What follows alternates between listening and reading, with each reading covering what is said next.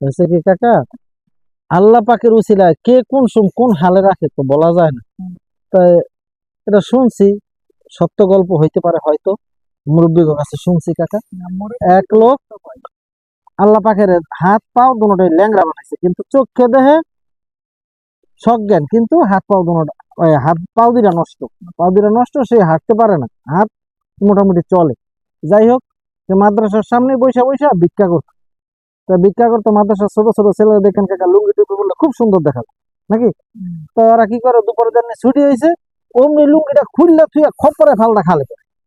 খালে পড়ে খুব ডুবাডুবি করতেছে, এদিকে ওই ল্যাংড়ার হিংসায় বুক ফাইটা যাইতেছে যে আমি কি করবো, আমি যদি সুস্থ থাকতাম তো বাঁশের কঞ্চি খালের মধ্যে কুপ্পা কুপ্পা থুইতাম থুইতাম, হ্যাঁ সে দেখতাম কি অবস্থা। তো হন্ডা দিনের নেবো হরজত পাক সাল্লাল্লাহু আলাইহি ওয়াসাল্লাম প্রতিদিন যায়, আর দেখে যে এত সুন্দর ছেলেটা এখানে বসে বসে ভিক্ষা করে, তাই আল্লাহর কাছে কই। তা আল্লাহ দেখবেন কইছে, আল্লাহ পাক তুমি এত সুন্দর ছেলেটা রে ল্যাংড়া বানায় রাখছো কেন? তো হ্যাঁ তো আল্লাহ পাক তো এর বন্ধুর উত্তর দিতে সবসময় প্রস্তুত থাকতো নাকি। তাই কইছে, আল্লাহ তুমি এই লোকটা সুস্থ বানাই দাও। কয় মুসা, বন্ধু তোমার ওয়ার্ডার আমি ওরা সুস্থ বানাই দিলাম, কিন্তু ওই যে ক্ষতিবিধি করবো সেগুলা দেখবো কেনা। তা আল্লাহ পাক আমি এটা দেখি। তো ওরা জানি আইছে, কয় যা কালকে গিয়া যদি তুমি কও যে তুই দাঁড়া, তো ওই দাঁড়াই যাই। তো গিয়া কেছে এই ল্যাংড়া তুই দাঁড়া, দাঁড়াইছে, কয় হাঁট, হাঁটছে। এইবার ওই যে ওর মনের যে খুব ছিল যে মাদ্রাসার ছাত্র গো বাস শুকায় শুকায় খালে টুকটাতে, ঠিক ওই ওই কাজটা করে লাইছে। সুন্দর মোটা মোটা বাঁশের কঞ্চি কাইটটা চিকন চিকন চোখায় দুই মাথা, এক মাথা খুবছে আর এক মাথা বাইসে। তো দুপুরে জানি মাদ্রাসা ছুটি হয়েছে, ছাত্ররা আই ওই ফালদা ফালদা ছোট পোলা পানির পানি তেলা ফানের খুব শখ, গাপ্পুর গুপ্পুর লাভ হইতা, যেটা লাভ দেয় ওইটা গিয়া ওই বাঁশের কঞ্চি ভাঙ্গা থাকে, আর ওঠে না, উঠতে পারে না।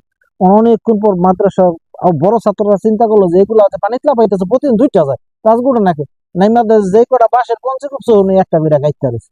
তো উঠে লাইন দইরা সারি সারি ওই মরা বাচ্চাগুলো সাজায় রাখছে।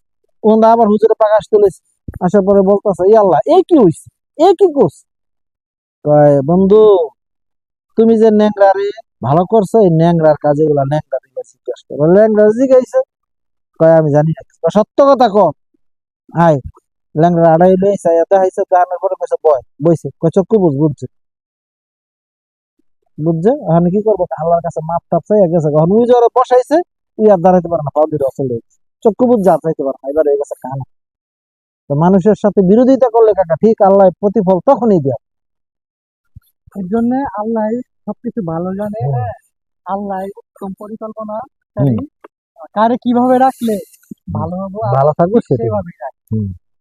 ওই যে একটা কথা আছে, কয় কাউরে দিলা 10টা সন্তান, খাবার কিছু নাই, কাউরে দিলা দেও নাই একটা সন্তান, টাকার অভাব নাই।